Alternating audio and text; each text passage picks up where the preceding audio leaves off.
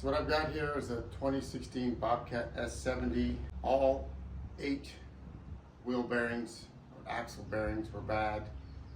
There's a lot of videos on YouTube showing how to repair Bobcat axle bearings. I'm not going to really show that part.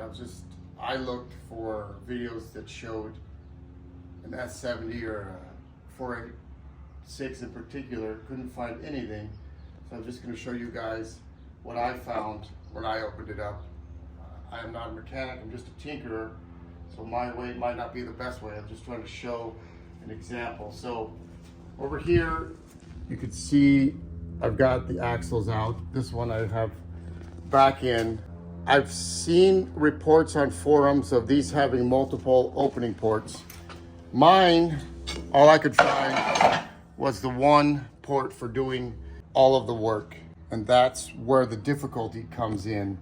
You can see how the axles will go through the sprocket, and they're held in place by a bolt with a big washer on it.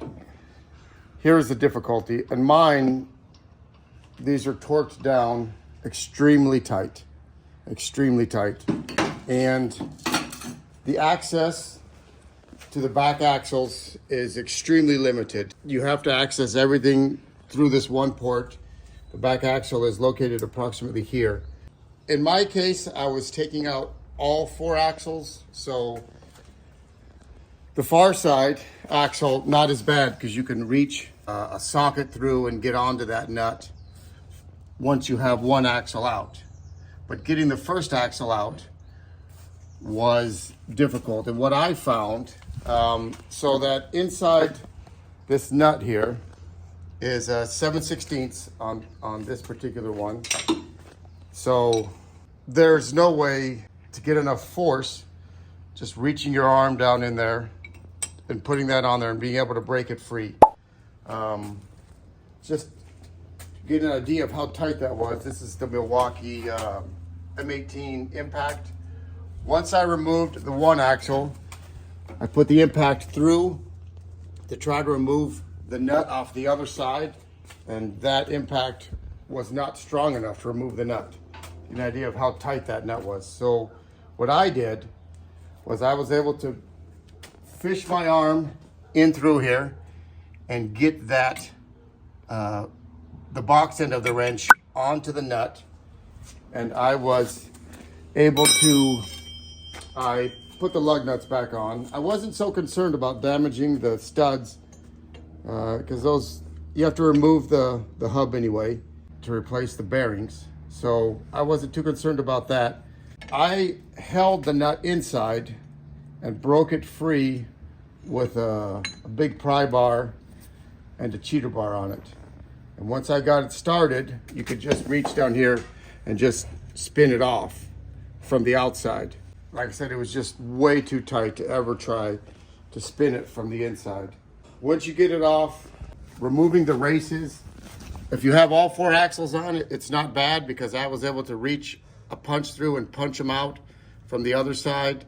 There's videos on people cutting them out and replacing the races. The inside race is a pain to put back in. You know, I made a piece of all thread with a cone and just pulled them into place, but there's other videos on that. The hydraulic motor is attached to the center sprocket. It's just, the sprocket just sits on the motor. There is no bolt or anything holding it on. It's got the snap ring that holds basically the brake in place.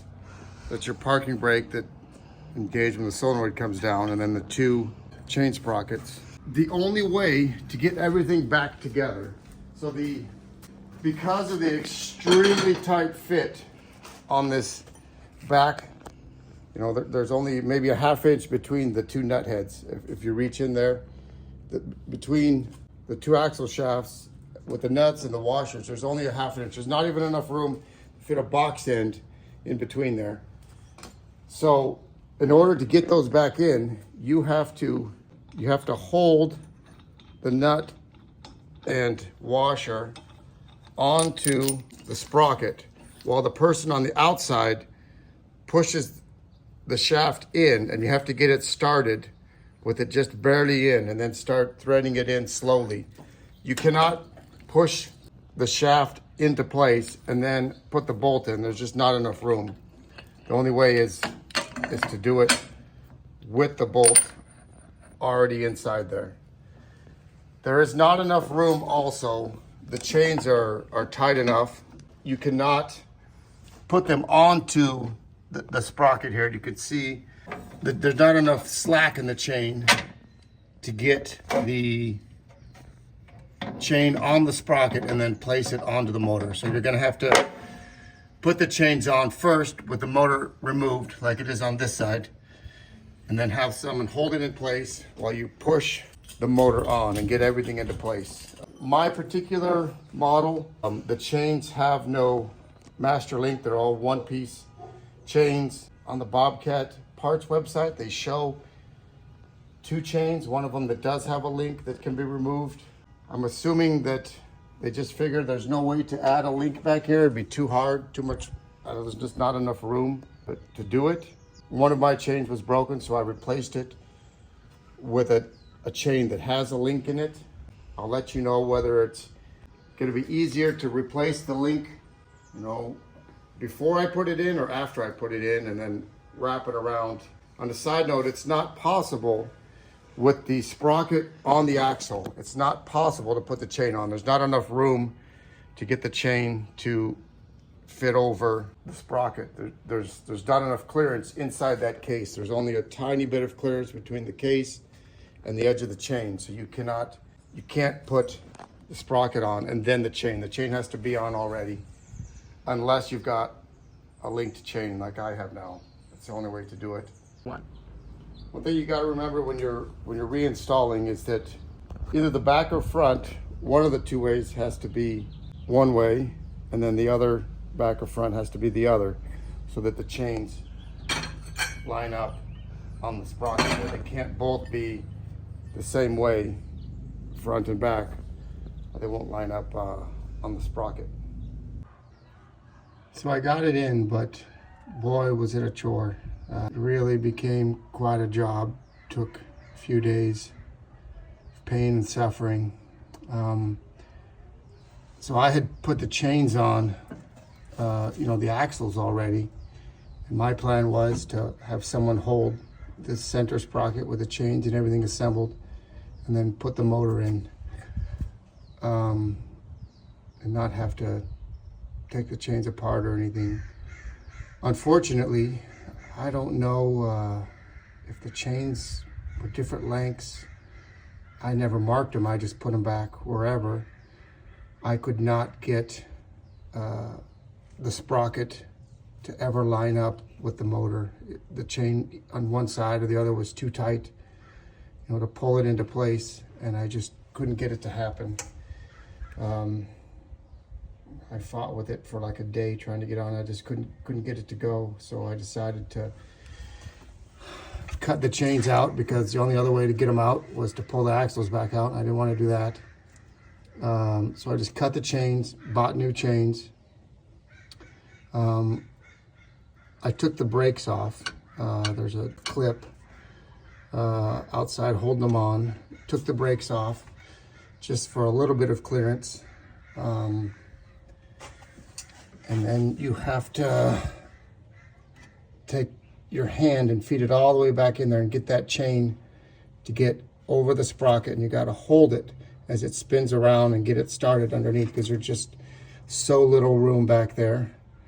I did this side. This side wasn't enjoyable, but wasn't too terrible.